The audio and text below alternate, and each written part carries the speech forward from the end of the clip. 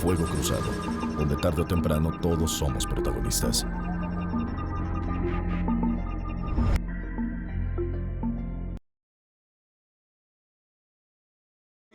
Señoras y señores, les doy la bienvenida. Este es el país de las maravillas, lugar extraño donde todo es fantasía, donde brindamos satisfechos de mentiras. La tierra de los Panchos y de las Marías es territorio libre y soberano en mano de villanos, lugar de corrupción, paraíso de los narcos. Hola mis queridos mandatarios, gracias por dejar el barco a punto del naufragio. Muchísimas gracias por estar de nuevo con nosotros en MXN, su televisión. El nombre del programa es Fuego Cruzado, el mío, Lilia Arellano. Y está esta tarde-noche con nosotros Alberto Pérez Blas. Lilia, muchas gracias por la invitación. Pues no me lo agradezcas tanto, porque no es nada grato estar hablando del coronavirus, mucho menos de hacer los señalamientos, que son señalamientos que van más allá de una simplona crítica, sino que hay datos que nos llevan a sentirnos muy apurados. Y mira, luego piensan que si estamos exagerando, que no entendemos la cuarta T, que se están haciendo las cosas de una manera correcta para evitar que la economía se nos desplome más y que tengamos problemas terribles. Pero es tal la incongruencia que existe dentro del gobierno federal que, si me lo permites, vamos a escuchar. Vamos a suponer que tenemos una escuela de 1000 niños y de repente de esos 1000, un niño tiene la infección. Si yo cierro la escuela en ese momento, voy a tener un efecto positivo, porque estoy evitando que un niño contagie a 999 niños. Si yo, en lugar de cerrar la escuela en ese momento, me espero a que la escuela tenga 10 niños infectados, puedo cerrar la escuela, y esa medida aplicada a 10 contra 990 es más efectiva que si la cierro cuando es solo 1 contra 999. Si me espero aún más y tengo, por ejemplo, 100 niños infectados, es todavía más efectiva la intervención, porque estoy evitando que 100 tienen una mayor fuerza de infección para contagiar a los 900 restantes. Y así sucesivamente. Pues que se espere a que se infecten los 1000, ¿no? Bueno, que se infecten 999, porque entonces van a salvar una vida. Eso es muy importante, ¿o no? Totalmente. En esa lógica. En esta lógica que no existe. Yo digo que eso no podemos decirlo, que eso es una lógica, es un absurdo. Lo que habría que decir primero, Lilia, me parece, es que quien está diciendo esto no es un merolico, es el responsable de llevar a buen puerto la lucha del gobierno mexicano contra la pandemia. Es Hugo López-Gatell, el subsecretario de Epidemiología de la Secretaría de Salud, de ese tamaño. Y el que ha estado presentando la cara todo el tiempo. Y bueno, usted pudo identificar su voz, y en el teléfono obviamente pues está su rostro. Y esto que recordemos que dijo que era inútil cerrar fronteras, que no valía la pena que se generaran esos impactos en el ánimo de la sociedad, porque todo el mundo iba a tener su dosis de coronavirus. Entonces te quedas pues con la cara de sorpresa. O sea, ¿cómo podemos estar en manos de un sujeto que tome decisiones como el que acabamos de escuchar, o ante la voluntad de un solo hombre, cuando debiera de estar rodeado de especialistas, cuando debiera de haber instalado ya el Consejo de Seguridad General, de Salubridad General, y que esto está debidamente contemplado en nuestra Carta Magna, y que es este colegiado el que debe marcar las pautas y las estrategias a seguir en el caso de una pandemia. Pero ¿qué pasaría qué pasa si lo forman? Pues que el señor López Obrador ya no va a tener toda la atención, aunque quiera parecer muy profesional al estar de pie detrás del señor López-Gatell, pues le quitaría los reflectores, y él no está dispuesto a soltar los reflectores. Y fíjate que aparte de eso, Lilia, yo creo que esta absurda decisión, irresponsable en mi juicio, de no convocar al Consejo de Salubridad General para que no solamente sesione, sino encabece, determine como es su facultad las políticas públicas para enfrentar una pandemia, porque así está establecido en la Constitución. En el fondo, lo que tiene es la intención del presidente de mantener en su esfera privada, en la de él y en la de su subordinado directo, López-Gatell, el control de las políticas públicas y de la comunicación respecto de la magnitud que esta pandemia va a representar para México. O sea, con esto lo que digo es, hay una intencionalidad política de mantener este control, porque la decisión, a mi juicio, por las declaraciones que ha tomado, que ha dicho este hombre y que están presentes en las acciones que se están emprendiendo, en el fondo hay una decisión de carácter político. Se está apostando a tratar de mantener, a no afectar la dinámica pobre dinámica económica, no obstante el costo que pueda haber en enfermos y en vidas. Ese es el meollo del asunto. La definición que tomó el gobierno de la Cuarta Transformación es apostarle a mantener esta enclenque dinámica económica y pagar el costo en salud de los mexicanos y en vidas. Y esta afirmación, que no es un juicio de valor, esta afirmación que me permito hacer en tu programa es producto de los hechos. Y estos hechos son hechos que vienen no solamente de las propias cifras de la administración, sino que vienen de documentos de la propia administración. Por ejemplo, la prensa nacional está dando cuenta de que fue hasta el 9 de febrero, en que la Secretaría de Salud inició los trámites administrativos para pedir una ampliación presupuestal a fin de comprar equipos que se requieren para atender esta enfermedad, como son ventiladores. 9 de marzo, no 9 de febrero. 9 de marzo, perdóname, me estoy equivocando. Discúlpame, tienes toda la razón, 9 de marzo, que se toma esta decisión, y a partir de ahí, o sea, estamos hablando de que la pandemia estaba presente ya desde fines del año pasado, ¿no? Que está presente en toda su magnitud durante este año, y es a partir de este 9 de marzo que la Secretaría inicia trámites administrativos. Trámites administrativos. Bueno, han pasado prácticamente 11 días.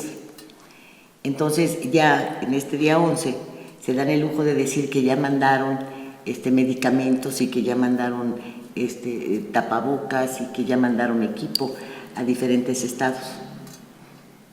Todavía el miércoles en la noche, ya muy tarde, una médico del interior del país, de un estado muy importante, que es Quintana Roo, me decía, es un caos.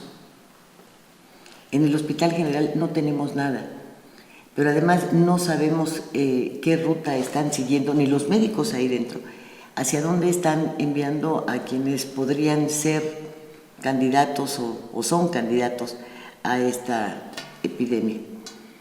No estamos utilizando las zonas de aislamiento que el Jesús Cumate tiene, y no tenemos ni siquiera los implementos necesarios para estar nosotros en un nivel de seguridad, guantes, tapabocas, todo lo que se requiere, suficientes geles en donde quiera, en fin, no hay nada. Luego salen a decir que sí, que está todo en orden, que se tiene todo distribuido, y escuchamos a la viuda del primer finado, de la primera víctima de esta pandemia, decir, nunca nos atendieron, nunca nos monitorearon, no tenían ni los medicamentos ni los implementos, todo lo tuvimos que comprar y pagar. ¿Quién dice la verdad? ¿La señora que acaba de perder al marido y que se está quejando y que está diciendo esto es lo que realmente está pasando? ¿O el señor López-Gatell, que sale a cantar victoria y que tiene ocurrencias como esta? Porque estamos en un gobierno de ocurrencias, no tienen estrategia. Entonces, si alguno les dice, oiga, pues yo creo que podemos hacer esto, o podemos hacer lo otro, o esto fíjese usted que se ataca así, y entonces eso les parece extraordinario y sobre eso van. Pero es ignorancia, Lilia. Pues es ignorancia, es incapacidad, es irresponsabilidad, son tantas cosas. Una señora con la edad, con la trayectoria de Olga Sánchez Cordero, ¿tú recuerdas que el Día Internacional de la Mujer salió a proponer que las mujeres que son violentadas por el marido, etcétera, que padecen de agresiones, de violencia intrafamiliar y que tenían refugios para irse ahí con sus hijos en tanto pues la autoridad encontraba al marido o si lo metían a la cárcel o en fin, o ella decidía la separación, etcétera. Y tenían estos refugios que el señor López Obrador desapareció. 20,000 mujeres quedaron desprotegidas. Que porque eran focos de corrupción, lo cual no se duda, pero el chiste era limpiarlos, ¿verdad? Quitarles la corrupción, no desaparecerlos. Bueno, dice, las escuelas son refugio para ellas. Dices tú, ¿qué? ¿Que no sabe que en las escuelas públicas no hay baños para maestros? No hay regaderas, no hay nada que puedan utilizar quienes van a vivir ahí 24 horas. ¿En qué lugar? ¿En la covacha que tienen para los artículos de limpieza? ¿O en un salón de clases? Es otra barbaridad como bueno, la que acaba de decir. ¿de dónde esto salió? Yo creo que alguno de sus asesores le dijo, oiga, las escuelas se utilizan de refugio en los huracanes, ¿sí? Digo, perdóname, no encuentro otra explicación. Entonces dijo, sí, no me digas. Sí, están, incluso las examinan y todo para hacer ahí que los turistas y la gente de los pueblos estén seguros que tal. Pues mira, ahí se pueden ir las mujeres. Sí se pueden ir, claro, son lugares muy seguros. Y la señora como el borra se aventó. Lo que no sabe, porque tampoco lo debe saber el asesor que tuvo la brillante idea, o a lo mejor se lo dijo de broma y ella lo pepenó así, muy en serio, es que efectivamente las escuelas se utilizan de refugio en los huracanes, pero los hoteles ya tienen toda una infraestructura creada para ello. No creas que desalojan el hotel, mandan a los refugios a sus huéspedes y los dejan sin comer o durmiendo en el suelo, no. Se van con toda una logística completa que llevan hasta a la gente que los va a atender, la comida, las colchonetas, todo para que estén cómodos. Pues finalmente son sus turistas. Y en el caso de a los que llegan las personas de la ciudad, también los encargados municipales pues plantean quiénes les van a llevar comida, cobertores, en fin, lo que se requiera. No es así como lo vio la señora de que vayan y que se metan. Ahí está todo.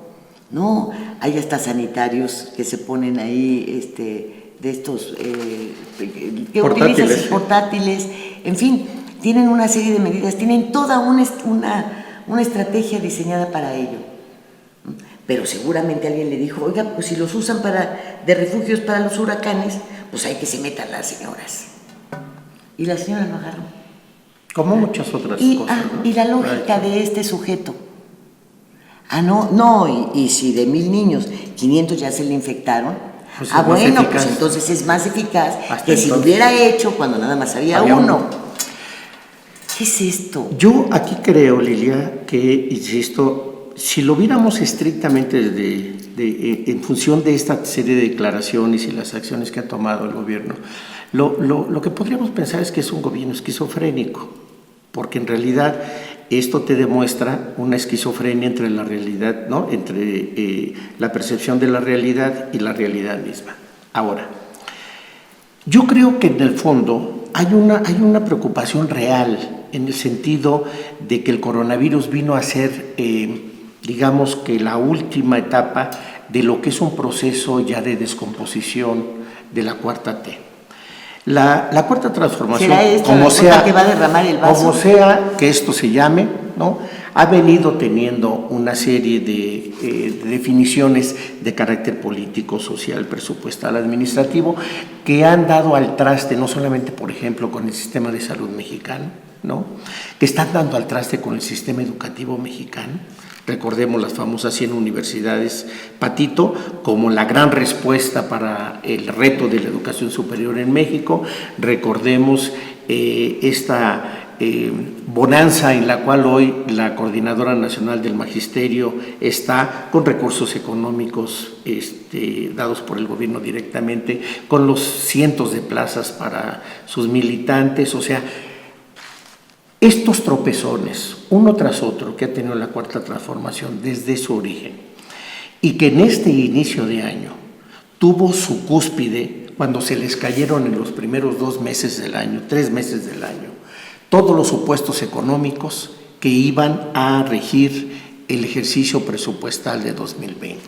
Precio del petróleo, la paridad ante el dólar, la falta de financiamiento privado a los grandes proyectos del gobierno, digamos que la fijación mayor del señor presidente, que es Pemex, está a punto de ser declarada una empresa con deuda basura. En fin, todos y cada uno de estos elementos no te llevan más que a pensar que la Cuarta Transformación está literalmente haciendo agua, y ya por varios lados. Haberle apostado a la salud de los mexicanos hubiera sido, desde esta perspectiva, darle el último tirón al desastre económico. Creo yo que esta decisión política del presidente es una decisión producto de su desesperación ante el fracaso que está teniendo la Cuarta T hasta el día de hoy. Pero aún más, Lilia, quisiera yo entrar a hechos concretos en este momento. Fíjate, 2 declaraciones del presidente. Una dice: este problema lo está enfrentando científicos mexicanos. Yo estoy atenido a las instrucciones y disposiciones que toma el grupo de epidemiólogos, ¿no?, especialistas de México, que debo decir, los epidemiólogos mexicanos están reconocidos como los mejores del mundo, O sea, todos los diseños de barridos epidemiológicos, de cercos epidemiológicos, todas estas técnicas que se fueron creando en México a lo largo de las décadas, no por políticos, sino precisamente por estos científicos mexicanos que conforman una gran tradición en el sistema sanitario mexicano, se están viendo olvidadas. ¿Por qué? Dice el presidente esta afirmación y sin embargo no convoca al Consejo de Salubridad General. Eso es una decisión política, porque si fuese consecuente con su dicho, hubiera convocado al Consejo, ¿verdad? Y a partir de ahí, este Consejo habría generado las políticas públicas que tienen obligatoriedad no solamente para el gobierno y las instituciones públicas, lo tiene para la propia sociedad. ¿Por qué en este momento las instituciones de educación superior de manera independiente están tomando sus propias decisiones para enfrentar la crisis? Porque no hay un lineamiento gubernamental. Igual están haciendo los gobernadores. Lo están haciendo los gobernadores, los presidentes municipales. La iniciativa privada, tienen representación en el Consejo, porque es ahí en donde se toman las decisiones que obligan también a la sociedad civil a ajustarse a las mismas. Es más, las instituciones de salud privadas tienen la obligación de atender requerimientos del Consejo e incluso en un caso como de este tipo, tienen la obligación de dar asistencia a todos aquellos que determine el Consejo de Salubridad General en función de una política que pretenda dar la mayor cobertura médica. ¿Por qué no se hizo? Pues porque las decisiones están siendo de carácter político. Entonces hay una gran mentira del político, personal, del presidente de la República. Ahora, eso es por un lado, Lilia, pero por el otro lado tenemos también un problema que a mí me parece también muy grave. La sociedad mexicana dividida ya por el discurso que se ha venido gestando, en donde cualquiera que esté en contra de una opinión, de una política, de una decisión del señor presidente de la República, tiene de inmediato una calificación por parte del Poder Ejecutivo y de toda una red de golpeadores en los medios de comunicación. Y en las redes, ¿no? Sobre todo. Y en las redes sociales, y que corresponde a una definición también política de cómo quiere el gobierno manejar su comunicación social, ¿no? Esto se está haciendo presente en una dinámica inercial en los grandes actores sociales de este país al margen del gobierno. Y cuidado, cuando el Estado no tiene el control, ya no nada más de los territorios, que ese ya lo perdimos con la delincuencia organizada, sino ya no tiene control sobre la operación del gobierno y la orientación a la sociedad para atender los graves problemas que enfrenta el país, entonces estamos en presencia de un Estado fallido. Cuidado con eso. Pues sí, es un término que se ha utilizado ya en varias ocasiones para calificar al gobierno de López Obrador. Sin embargo, fíjate que Cepeda Patterson, en su colaboración para el periódico El País, habla de que generar un caos, pues atendiendo primero a una pandemia que puede traer un número determinado de muertos, pero que son mayores los daños que se ocasionan y que pueden tardar años en recuperarse, son más los que se ocasionan en el terreno económico. Y en el caso de las políticas económicas tan débiles como la de México, puede resultar peor el remedio que la enfermedad. Entonces, él habla de que las decisiones han sido correctas para no afectar de una manera mucho más radical la economía mexicana.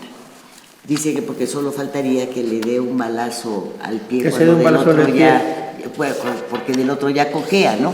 Entonces, ¿con qué se va a quedar? Bueno, esto entra en lo que tú mencionabas hace un momento. Les interesa más no provocar esto, pero si se tiene el Consejo de Seguridad de Salud General, pues es un poco lo que hizo también España y el periódico donde colabora Cepeda Patterson. Ellos dejaron en manos del sector salud todas las decisiones, ¿sí? Pusieron a todo el resto del gabinete a seguir las órdenes que acá se dictaban, y eran para el Ejército, para el Ministerio Interior, o sea, la Secretaría de Gobernación, y para transportes inicialmente, pero se ampliaría de acuerdo con las decisiones o con la ruta que marcara este Consejo. ¿Qué pasa en nuestro país? Los bancos están publicando a página entera todas sus redes y la forma en la que tú puedes desde tu casa manejar tus cuentas bancarias, hacer tus transferencias, etcétera, para no acudir a las sucursales. Pero también, y merced a esta, de repente sacan la bandera de la izquierda y la bandera de apoyar a los que más lo necesitan y tal y tal.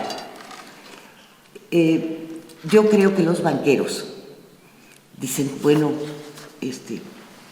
si la gente se endeuda, empiezan a no cobrar, esta pandemia como se está tratando, llega un momento en el que cobre la vida de mucha más gente, en fin, bueno, la inactividad que está provocando con y sin difuntos de por medio, pues va a llevar a que la gente no me pague. Y de acuerdo al pensamiento de López Obrador, no vamos a encontrar forma de apoyo de ninguna naturaleza para liquidar las cuentas de quienes no puedan pagar las tarjetas. Entonces, ¿qué están haciendo? No admiten tarjetas de crédito en las tiendas comerciales, en los Oxxos, en fin, están deteniendo el crédito. ¿Y qué fue lo que dijo el secretario de Hacienda? Muy orgullosamente, los banqueros, ¿no?, en la convención bancaria están aliados con nosotros, solidariamente, y tienen sus créditos abiertos para la pequeña y mediana industria, para los comercios. Mentira. Y cuando el señor López Obrador dijo que este era el mejor momento para invertir en México, me cuentan quienes estuvieron ahí que la cara de Watt, así de sorpresa de todos, fue indescriptible. Era tal, así, el asombro. Fíjate qué diferente, porque López Obrador, al no comprobársele, si tiene una fortuna personal pues considerable, si nadie le ha probado si ha cometido un acto de corrupción o ha recibido sobornos. Indiscutiblemente que a su llegada a la presidencia tenía una autoridad moral que difícilmente incuestionable.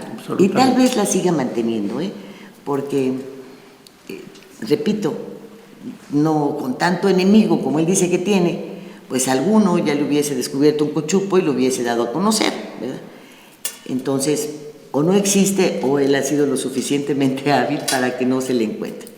De una o de otra manera, existe una autoridad moral que la ha desperdiciado, porque en lugar de citar a los empresarios para venderles cachitos de billetes de lotería, creo que tendría que haber tomado ya, desde hace tiempo, dentro de su agenda, y yo creo que apoyando las decisiones de un Consejo de Seguridad, pues un encuentro con los empresarios para saber de qué manera se puede apoyar y de qué manera pueden apoyar no solamente a sus trabajadores, sino a los afectados.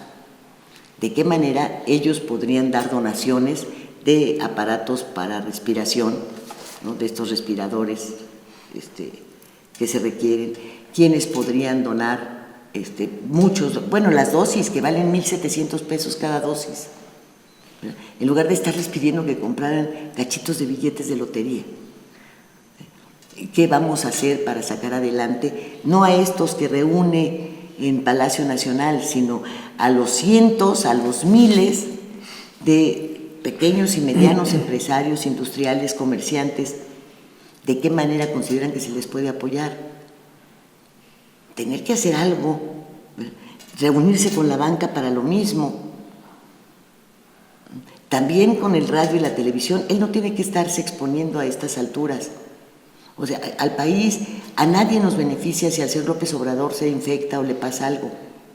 Si esto ya de por sí es un caos, imagínate estando los de Morena apuntándose para poner un próximo presidente, ¿qué tendríamos? Se desbarata el país. Andaríamos todavía más a la deriva. Entonces, claro que no queremos que le pase nada. ¿Qué terquedad de ir a la torre de Pemex, al aniversario de la expropiación petrolera, cuando puede solicitar que se encadenen todos los medios de comunicación para un mensaje? ¿Qué necesidad hay de ir a Oaxaca si puede hacer lo mismo? ¿No utiliza las redes? Que use también la tecnología. No la usan diario. Entonces sí, pero para las cosas que van a proteger, que van a tener un impacto positivo. Nadie le está diciendo que no hay que celebrar la expropiación petrolera o que no hay que recordar el natalicio de Benito Juárez, no. Pero en estos momentos él no puede darse esos lujos. ¿Cuánto tiempo estuvimos protestando porque se decía que no traía seguridad? Y hasta la fecha, tú lo ves, ahora ya con vallas uno se tranquiliza, pero cuando iba con todo el gentío, la visión que tenías era Lomas Taurinas. Lomas Taurinas, a ver a qué hora.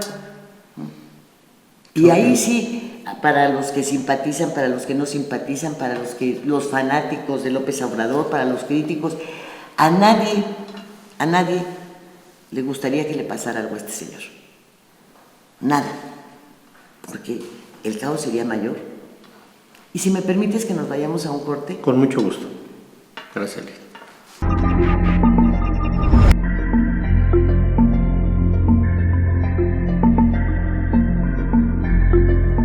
Las cosas que queremos, los proyectos que empiezan, las ilusiones concretadas necesitan una asesoría legal y una base concreta.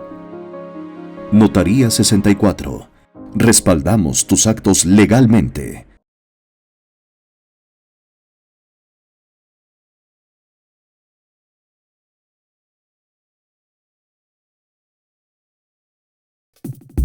Y en esta esquina, entusiasmo, entrega, responsabilidad, apoyo al deporte y un gran compromiso informativo, porque los logros van de la mano con el servir a la gente. Kekegi. Vivir intensamente tiene un gran significado. En Hospital Americano tenemos más de 20 años en Cancún y con un excelente servicio médico. Área de urgencias, radiología y laboratorio las 24 horas. Visítanos en Retorno Viento 15 Supermanzana 4, teléfono 287-80-22 al 29. En Hospital Americano, cuidamos lo más importante de tu familia. Estado de los estados, donde la información de cada entidad se concentra, la noticia se vuelve de dominio público y el debate se concentra en buscar la verdad. Estado de los estados, la necesidad de estar bien informado con Lilia Arellano, Jorge González Durán y periodistas invitados. Estado de los estados. Reporte 10, conducido por periodistas con 4 décadas de experiencia en prensa, radio y televisión nacionales. Reporte 10. Entrevistas y comentarios con los personajes de la política, la economía, la sociedad, la cultura y el deporte que inciden en la vida de quienes habitamos en la península. Reporte 10.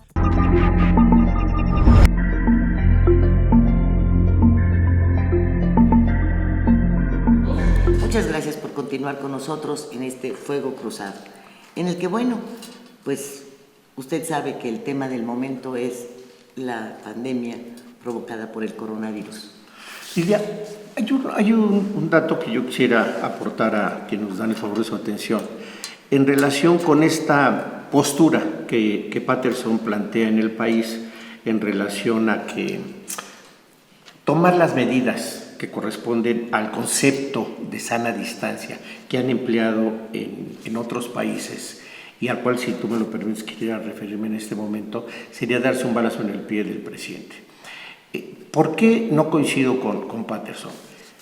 Porque de hecho, en la práctica, lo que quiere evitar el gobierno se está dando nada más que de manera desorganizada. Y nada más pongo 2 ejemplos. Audi acaba de cerrar su planta en México. Y dice que durante una semana para la producción en atención a su gran preocupación de que sus trabajadores altamente especializados se contagien. 1. Lo mismo hizo Honda en Guanajuato, en su planta de Guanajuato. Ellos dicen, durante los próximos 3-4 días no va a haber producción en Honda, se cierra la planta literalmente. Se van a hacer trabajos de desinfección, pero además le pide a sus trabajadores que estén literalmente en su casa. Son 2 acciones muy concretas de 2 grandes armadoras que son importantísimas para la economía de este país. Y como esa podríamos ir repitiendo una serie de acciones que se están dando. Se sienta y habla con los empresarios y les dice, les hace las propuestas o les dice por dónde está caminando el consejo. Ese es al punto al que quiero llegar. Y entonces, y tiene esa autoridad moral, te repito, porque pues no se le conoce de cochupero. Bueno, ese es el punto al que yo quisiera llegar. A ver, el Consejo de Salubridad General, no solamente tiene representaciones del gobierno federal, como tú acertadamente decías que están haciendo en España. El núcleo central del Consejo está formado por la Secretaría de Gobernación, por el Ejército y la Marina Mexicana. Está formado por la Secretaría de Transportes. Está formado y participan en él todos los secretarios de salud de los gobiernos estatales. Y cada gobierno estatal tiene su propio exactamente, consejo de salud. Y a través de él se canalizan las políticas que se toman en el consejo. Pero aún más, en ese consejo está representada no solamente la iniciativa privada en el medio médico, hospitales, Cruz Roja, en fin, sino además los medios de comunicación. Entonces, uno pregunta, si estamos dándonos cuenta que hay una gran desinformación, que la sociedad no está creyendo en lo que este vocero López-Gatell dice, porque un día se contradice y el otro también, o dice barbaridades como con la que abriste el programa, lo mínimo que tú podías esperar es un acto de congruencia para armonizar la postura del gobierno mexicano. Y si es esa postura, en la que yo personalmente no estoy de acuerdo, pero si es esa postura que mencionamos al principio, de que hay que dejar avanzar la enfermedad para no lastimar la economía, pues hasta eso se puede discutir y hasta eso le pueden dar organicidad. Si eso fuera el asunto. Pero el problema es que ni siquiera hay eso, Lilia. Y voy a otro tema. López-Gatell ha mentido varias veces durante el transcurso de esta etapa de su vocería, en donde se ve que se siente muy, muy seguro ante los medios, y ha dicho, por ejemplo, que ellos están observando las experiencias internacionales para tomar en cuenta los éxitos de esas experiencias internacionales, porque están tomándolos en consideración en las políticas mexicanas. Miente. Con Todos los esquemas exitosos que han enfrentado a esta pandemia se han basado en la distancia social, y la distancia social es todo lo contrario de lo que dice López-Gatell. Un ejemplo. En el caso de Corea del Sur, que es la más exitosa, y me permites, te doy unos datos que son cifras internacionales ya reconocidas y que demuestran el hecho, no es un juicio de valor. La letalidad en Corea del Sur es de 0.5 en el caso de esta pandemia, 0.5%. La de Italia en este momento va en 7.7%. Bueno, ¿qué hizo Corea del Sur? Corea del Sur, basado en el concepto de distancia social, determinó 3 etapas para enfrentar la pandemia. El primero, contención. ¿Qué hizo? En el momento que surge un caso, en ese momento, de manera inmediata, personalizada, hacen lo que en México se descubrió hace mucho tiempo, que se llama cerco sanitario. Van con Lilia Arellano, que está ya determinada como positiva en la pandemia, y en ese momento se hace un barrido que significa analizar a todo el personal de su casa, su familia, los contactos. Se somete a un interrogatorio de la persona de con qué personas ha estado, en qué núcleos sociales, y se cerca. De inmediato brigadas sanitarias van y empiezan a detectar qué casos son positivos. Ese es el primer tema, cosa que nosotros hacíamos aquí de tiempo atrás. Nada más que aquí los epidemiólogos mexicanos de a de veras están fuera de la 4T. Hay políticos en lugar de médicos. Bueno, el segundo es, una vez que se determina eso, se llega al diagnóstico de esos otros implicados.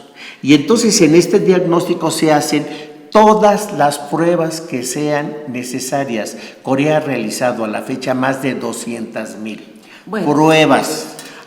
Y termino nada más para terminar. No, es que si no se nos va. ¿Sí? Imagínate que a este nivel y para este renglón, primero, para el primer renglón podemos tomar como ejemplo la viuda del finado, del primer finado, que nunca nos atendieron, nunca nos dieron nada. O sea, ahí está demostradito, no estamos inventando.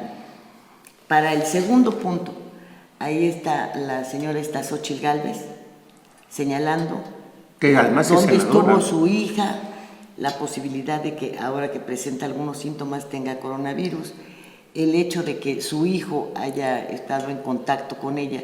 Ella misma dice, yo no, porque mi hija vive en otra casa, pero mi hijo que vive conmigo sí estuvo en contacto con ella, y yo no sé si ahorita al presentarme al Senado yo estoy infectada, ¿sí? Y voy y no hay para hacerme las pruebas, ni se las han hecho a mis hijos. Entonces aquí es el claro ejemplo de lo que acabas de decir, ni existe el cerco que se hubiera dado de inmediato, y la senadora, tú no te paras en el Senado, aquí te quedas hasta que comprobemos que no tienes nada. Exacto. Porque vas a llegar a contaminar, pues por lo menos a los que están a tu entorno, si no a los 128, si a 10, pero si nos basamos en la lógica de las estupideces dichas por López-Gatell en este tenor, pues te tienes que esperar a que haya 100 para que la medida sea exitosa, porque entonces ya vas a salvar a 900. Bueno, pero quiero reforzar este punto. Son 200,000 pruebas que ha realizado Corea. Y esto entra en consonancia con la recomendación primaria de la Organización Mundial de la Salud. Señor López-Gatell, créame, hay buenos médicos en la Organización Mundial de la Salud y que dicen pruebas, más pruebas y más pruebas. Esto así, en ese tenor, fue el reclamo que hizo el director de la Organización Mundial de la Salud a aquellos países que no están siguiendo este modelo. Y entre ellos está México. Claro. Y el tercer punto, que es la mitigación, es la atención ya directa hospitalaria de aquellos que ya están comprobados que tienen el virus y que van a entrar en una etapa de crisis. ¿Por qué? Porque como el sistema de salud no está contaminado con personas que van a solicitar atención porque tienen gripa, otras que confunden los síntomas y que van a digamos que... a convertirse también en focos de infección. No, pero además a distraer los recursos que tienen los sistemas de salud en casos que no requieren de una atención de hospitalización. Entonces los sistemas de salud tienen la capacidad para poder atender a plenitud a aquellos que están en riesgo de muerte y que requieren ya de una atención de intervención mecánica para respirar, que requieren ya de ventiladores, en fin, toda esta serie de elementos que evitan la muerte. Por eso la letalidad en el caso de Corea es del tamaño que te comento. Ahora, todo lo que estamos haciendo aquí es al revés, si nos damos cuenta. Bueno, pero aparte de esto... La crisis que ya se venía arrastrando en el sector salud. Aparte de todo esto, es a lo que voy. Aparte de todo esto, se nos olvida que el sector salud está en un proceso, comillas, de reconfiguración, producto de una ocurrencia de lo que había sido el proceso de descentralización del sector realizado a lo largo de 30 años, que no tiene color político, que era buscando la mayor eficiencia del sector, con todos los errores que pudiera tener. Sí, pero mira, tienen ahorita, lo del Seguro Popular, lo cambian por el INSABI, lo de los hospitales de especialidades. Ahorita que tenían otra dinámica para seguir una norma ahorita diferente. Nuestra estructura del sistema de salud está en un proceso en el cual ya no sabe ni a quién obedecer. Los institutos de salud que tenían capacidad para hacer sus propias compras con su pecunio, porque tenían esa capacidad financiera, ahora le tienen que pedir al coordinador de los institutos de salud. Le tiene que pedir que haga el trámite al nuevo director del Instituto de Salud para el Bienestar, que ahora se va a constituir en el gran orquestador. Y estos después Hacienda, para que después hagan las compras. Y nada más doy un último dato. El director del Seguro Social con el que se inició la cuarta transformación, ¿no? No, el anterior, el que renunció. Germán Martínez. Germán Martínez ha declarado que si en este momento llegan los recursos financieros y se logra hacer una compra extraordinaria, ya no hay esos recursos, los recursos supuestos a comprar en el mercado, porque la escasez mundial hizo que México llegara tarde a las compras. Claro. Entonces, no hay forma de defender este esquema que plantea el señor subsecretario y que está defendiendo el presidente de la República. No, ya no lo plantea, no hay forma. Está siguiendo. No hay forma de defenderlo. Que es lo más grave. Porque la crisis en el sector salud, falta de medicamentos, falta de insumos, todo esto que ha llevado a médicos, a enfermeras, a enfermeros, a doctoras, a manifestarse públicamente y a decir no tenemos con qué trabajar, no tenemos con qué defender. ¿Y qué es lo que se ha hecho? A los que denuncian, a los que se inconforman, los corren. No lo han pretendido hacer con los directores de diferentes... Lo hicieron ya con el director del Instituto Nacional de Neurología, que se opuso a este esquema y dijo que eso iría en contra de la estabilidad que en este momento tenía el Instituto Nacional de Neurología, y el doctor fue despedido después. Sí, además hubo una reunión de consejo a puerta cerrada que duró horas. Yo creo que porque decían, bueno, no lo podemos correr si es una eminencia, si es alguien que ha hecho investigaciones y ha aportado... Y entonces se llegó a la canallada, sí. Y la canallada fue que ante la resistencia de los médicos para aceptar esta renuncia que se le pedía al director, entonces entró la Secretaría de la Función Pública a buscarle de qué acusarlo, para después decir el propio presidente que el director, que es una eminencia internacional en todo lo que corresponde a Parkinson, al área específica neurológica, estaba aparentemente coludido con laboratorios. Y se dice eso en una mañanera sin aportar una sola prueba y sin haber tenido ya un dictamen definitivo. Así se manchó el prestigio de este médico mexicano. Aquí, porque a nivel internacional él sigue siendo una eminencia. Así es. Y bueno, está muy claro, la economía se va a ver muy afectada, lo sabemos todos, pero más se afecta en la medida en la que han pasado ya 15 meses y lejos de mantener esta autoridad moral, no de mantener, sino de utilizar esta autoridad moral que tiene Andrés Manuel López Obrador para poder negociar, para poder sacar provecho de acuerdos que se tomen con los diferentes actores económicos del país, actores económicos y productivos. Para él su preocupación es: vamos a adelantarles su dinero a los viejitos, vamos a adelantarles su dinero, el dinero que regala, que no produce. Pero, pues sí, a estos señores les va a dar los 2 meses, pero todos los señores que están trabajando en las tiendas comerciales, ayudándote a meter las cosas en las bolsas, que no tienen más que su trabajo. Pero ¿cuál es la utilidad de adelantar 2 meses? ¿Cuál es la utilidad? Bueno, no perder los votos. No perder los votos. Es una autoridad eminentemente electorera. Es no querer perder el poder los siguientes 3 años, porque entonces, si no tiene una Cámara de Diputados que le sea mayoritariamente favorable, ¿verdad?, porque no es capaz de discutir ni de aceptar críticas ni de recomponer cosas que haya hecho, bueno, pues se le puede venir abajo su Tren Maya, se puede venir abajo las Dos Bocas, se puede venir abajo, que solitos se van a venir abajo, Tarde o temprano. Tarde o temprano. Así es. El aeropuerto de Santa Lucía, pero también Sembrando Vida, estos programas, también el otro, el del bienestar. Entonces, son 6 programas que él insiste en sacar adelante a como dé lugar. Y solamente para los adultos se reporta una cifra de 40,000 millones para que les paguen esto. Ya llevan invertidos 41,000 millones en Dos Bocas. ¿Qué está pasando con miles de millones? Pero no se atreven a comprar, son 3,000 millones nada más, fíjate, 40,000 para unos, y ya con 3,000 millones para comprar lo que se requiere para el sector salud, ya se sienten felices, satisfechos. Es una fortuna, no fortuna la que se está tirando, porque lo que este país requiere son empleos, producción, levantar la economía, pero levantarla de manera sólida.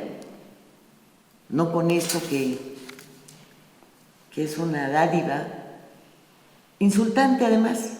Claro. Insultante.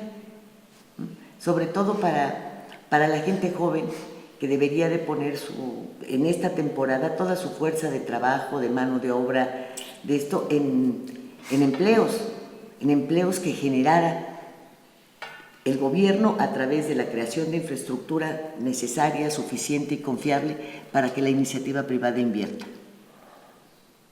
No estamos hablando de que cree empresas paraestatales. Acabas de describir a un gobierno fallido. ¿Verdad que sí?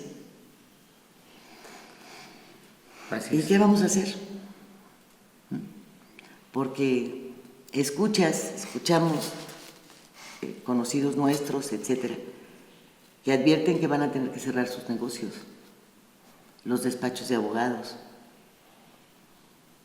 Y fíjate, y se está dando esa dinámica por una responsabilidad individual de los propios negocios y de los propios empresarios, no de una recomendación ni de convencimiento del gobierno. No. Entonces ahí, por eso te digo que esta dinámica está de verdad ya en una esquizofrenia y hasta paranoide, ¿no?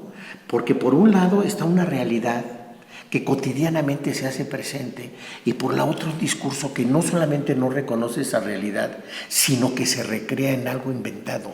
Miente, sueña, y el pueblo imagina. sigue feliz, se dice. Sí, feliz, feliz, feliz. Bueno, yo creo que sí va a llegar un momento en el que nos sintamos así. Una vez que autoricen la mota, pues bueno, que será el para próximo uso lúdico. el próximo gran eso espacio sí. de oportunidad para los negocios. Eso sí les importó mucho a los señores discutirlo una y otra vez, y cuántos gramos y para cuántos churros te alcanza. Eso es importantísimo, porque pues a lo mejor con una de esas se nos olvida que el peso, ya tienes que pagar 25 pesos por $1, ¿verdad? Casi 25 pesos por $1. Y dame oportunidad nomás de dar un dato que a mi juicio, si no es un asunto del coronavirus, sí está relacionado con la intencionalidad política última de la cuarta T.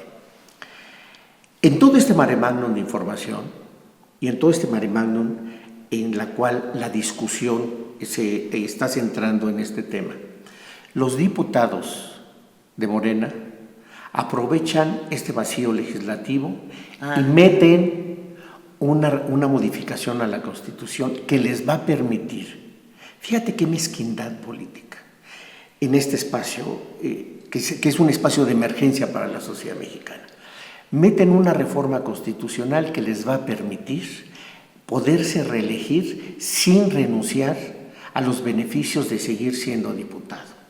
Podrán seguir teniendo su salario, seguirán siendo diputados, no necesitarán pedir permiso y alejarse de la actividad parlamentaria, podrán contar con sus equipos autorizados de trabajo, con todos los emolumentos que cobran aparte del salario, que son apoyos que para la gestión, que para las oficinas de representación, para todo eso. No, pero van a tener el dinero de sus partidos, de las prerrogativas. No, pero es que eso es aparte, o sea, eso es aparte. La reforma que en este momento autorizaron los diputados ayer de nochecito, ¿no? Y que se brincaron el dictamen de las comisiones correspondientes, o sea, lo llevaron directo al pleno y lo votaron. Esto le permitirá a los actuales diputados, con todas estas ventajas, asegurar su reelección para en los próximos 3 años. Pero no termina ahí. El tiempo por el cual pueden reelegirse es por 3 periodos, por 4 periodos, o sea, 12 años. En medio de esta pandemia que está empezando a azotar a la sociedad mexicana. Yo te voy a decir que yo no sé realmente si eso es malo o es bueno. ¿Por qué me quieres decir quién va a volver a votar por estos inútiles? Inútiles para la sociedad, porque para los fines que han perseguido, pues, ha sido de gran utilidad. Entre ellos, pues, darle cuerda al presidente, hacer lo que el presidente quiere, autorizar solamente lo que el presidente manda. Pero ¿quién va a votar por estos sujetos? ¿Quién? En primera, que son capaces de romper con un mandato que se tiene en el país, sufragio efectivo, no reelección. Y lo hacen de la manera más burda. Segundo, han aprobado iniciativas que han puesto a temblar a todos. No olvidemos ahora cuando congelan las cuentas, se hace todo un esquema de persecución, resulta que un error la ley de extensión de dominio, la ley de extensión de dominio, un error administrativo te lleva a ser parte de la delincuencia organizada. Los montos de las diferencias que puede haber entre nosotros y Hacienda en el pago del tributo, que si alcanzas más de 10 millones de pesos, que a estas alturas cuánto es en dólares, es una miseria, ya formas parte de esto y entonces tus castigos son muchísimo mayores. Cárcel. En fin, todo esto que se viene operando de esta manera, porque también eso es un cierre de empresas, ¿eh? Claro. También va a significar que quienes no pueden pagar los grandes despachos de contabilidad o de fiscalía o después abogados para defenderse, pues van a echar a volar sus patrimonios familiares. Entonces, ¿quién va a votar por todos estos? Que no han cuestionado debidamente a ningún secretario. No cuestionaron al de Educación, no lo han cuestionado. no le han exigido los bebederos, las instalaciones sanitarias adecuadas, por lo menos en las escuelas, la reparación de estas, el hecho de que se tome nota de todos los niños que estudian debajo de un árbol.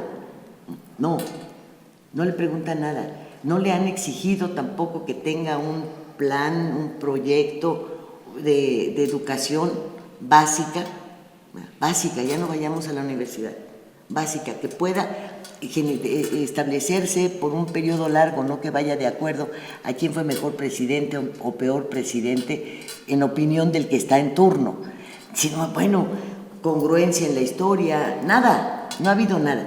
Pero te vas al de salud, no ha habido nada. El único mérito que tiene este señor Alcocer, te digo, es ser médico familiar de los López Müller.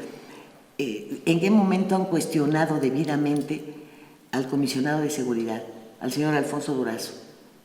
¿En qué momento le han reclamado el número de 100 muertos diarios?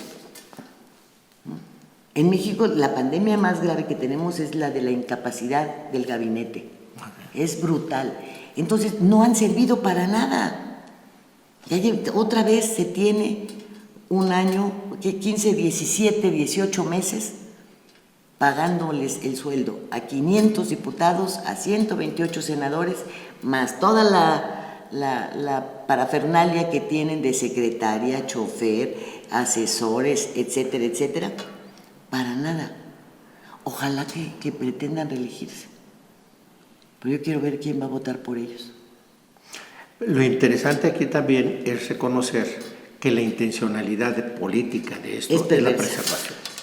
No, sí, que quieren, sí, claro, es perversa y a eso están apostándole. Por eso le dan el anticipo a los viejitos, por eso le dan el anticipo a los chavos, para que toda esa cartera electoral no se pierda. Esté vigente, fresca y dispuesta. Bueno, si es que a los viejitos no se los lleva el coronavirus. No la tía de las muchachas, sino el coronavirus. Igual que a ti y a mí, ¿eh? Tenemos ya que cuidarnos. Estamos en la edad de más riesgo. Muchísimas gracias por el favor de su atención. Pérez Blas, ¿cuánto te agradezco? Muchas gracias. La serie a tus órdenes, de datos siempre. Y de información que nos has dado. A tus órdenes, como siempre, con mucho gusto. Si nos lo permite, nos vemos el próximo viernes. Gracias.